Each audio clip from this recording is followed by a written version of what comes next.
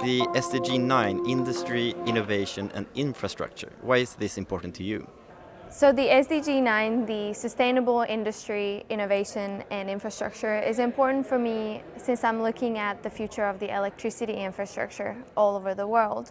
And it is therefore very important for me to frame it within the goal number 9 and have it always in the back of my head when I'm thinking and doing research about this particular subject. The very starting point of my research is the energy sector. So when I was younger and before I started my PhD, I was very interested in the SDG 7, which is the Sustainable Energy for All. And although a lot of people understand it more as something that relates to the developing world, because a lot of people still don't have access to energy, it does relate a lot to even Sweden and global community, because we still need to retrofit certain electricity systems and build new ones. So when I do my research, I always relate to both of them.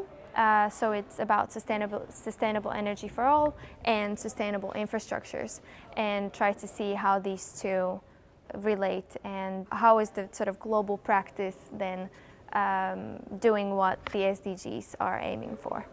Your research, how do you think it can help realizing the SDG number 9?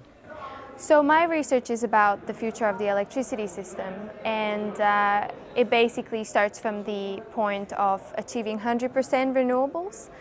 Although that is quite agreed upon that that's something we want to achieve, it is much less clear how we're going to achieve that, which means that there are different ways the infrastructure could be built.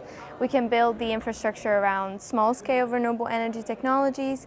It can be built around large-scale technologies. It can be dominated by batteries or thick high-voltage cables, and all of these different infrastructural solutions will have very different consequences on the society and also on the economic systems, on the equality, and things that are not often dealt with in such a technical field such as the electricity sector. What does it mean for the global electric innovation and infrastructure when a big global player such as America wants to do coal and not renewable? Yeah. So that's a very interesting example that you're giving right now, because a lot of people think that since the US is trying to revert back to coal, that means that a lot of renewable energy technology development and electricity systems are sort of failing to materialize.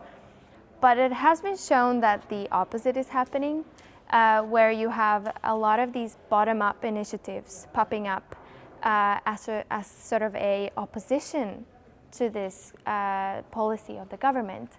So the fact that your country government doesn't support renewables doesn't necessarily mean that that's not going to happen, because people mobilize and want that change.